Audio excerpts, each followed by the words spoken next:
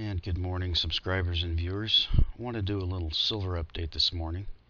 I want to talk a little bit about this flag formation that seems to be forming. Just want to point out a couple trend lines that I've drawn.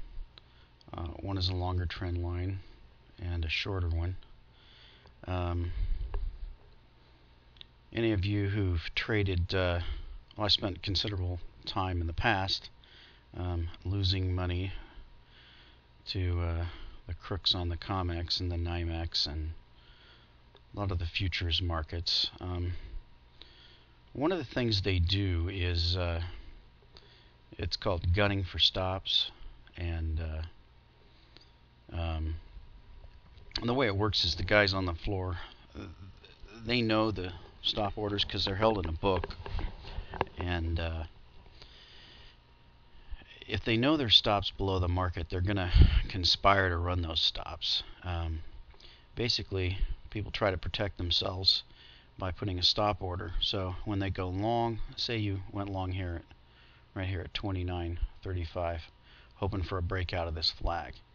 You might set a stop under this recent low, or this low back here, or this low back here.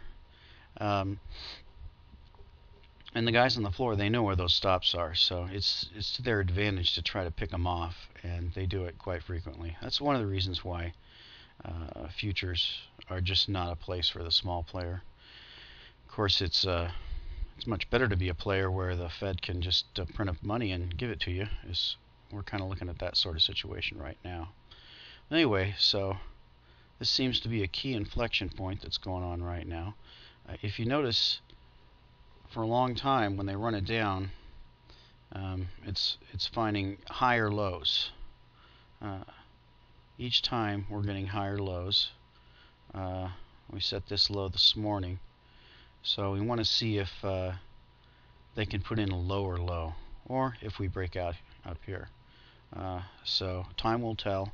This flag is expanding. It can expand some more, but at some point I expect there to be an inflection point and a breakout one direction or the other.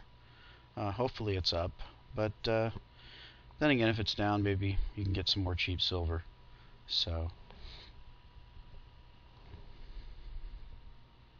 that's the tick view. So looks like we're going down now a little bit. So we will see. Just wanted to share a couple other sites with you. One of the sites I wanted to share is called Coinflation. It's an interesting site. One thing is he seems to link a lot of articles that people aren't familiar with or don't seem to get linked from other places. Here's a GATA article, and John Embry, gold and silver could go ballistic by year end. Director of the United States Mint resigns. Some interesting stuff. So he's always got some good links. But anyway, the bulk of his page is it's the melt value. It's intrinsic value of the coins themselves. So it's given as a percentage of the face value. So as you can see here at the top, we've got your 1982 and before. These are your full copper pennies, because in 1982 they started making them out of zinc and with copper coating. Before that, they were 95% copper. As you can see, those pennies now are worth about 2.8 cents based on the copper value. Now, so you always want to get those. There are some people who've come up with some coin sorters that can actually sort them, but it's just not worth it. Even though that's a pretty big increase over face, it's still not really worth it. I've got a ton of those I saved from when I was younger, and maybe someday they'll be worth something. The next one on here is a real interesting one. It's the nickel, and that's all the way up to today. They're still, I think the composition is 75% copper, 25% nickel. And it's getting to a price now where might be worth socking them away. Every nickel's worth 6.6 cents based on the nickel and copper value.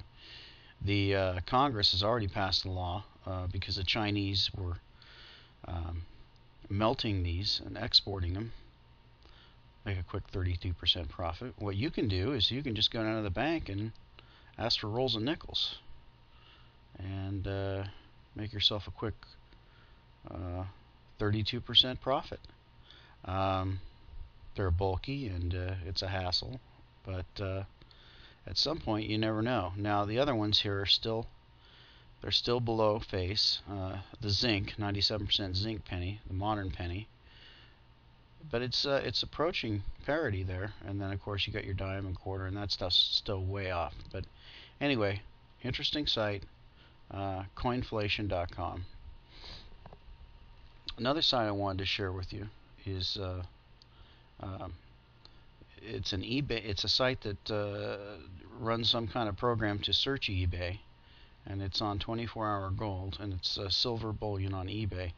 Basically, what they do is they just constantly check the completed auctions, and it's gotten better. It's not as good as checking it yourself, but it gives you an idea.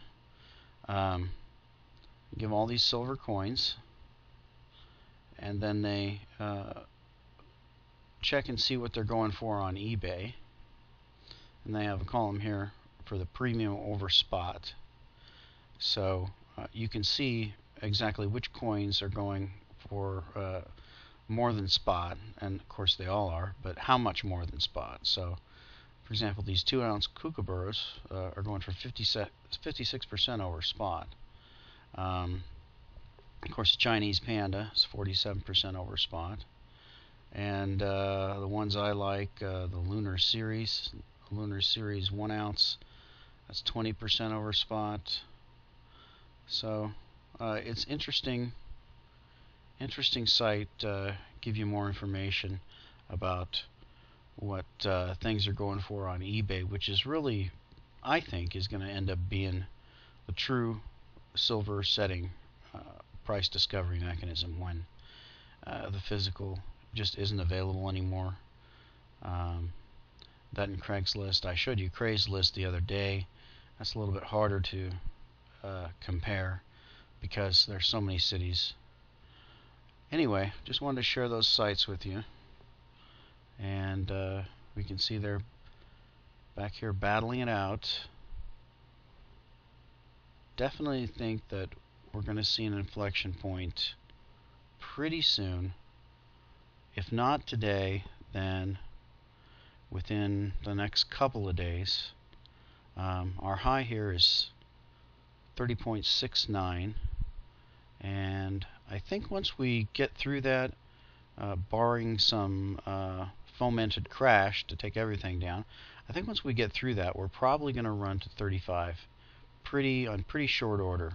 And of course, next stop is 50, the old nominal high. And we've got to run all the way to our inflation-adjusted high, which CPI is, I think, around 80, and Shadow Stats number is around 120. So looks like we've got a long way to go. Just want to give you a silver update and keep stacking.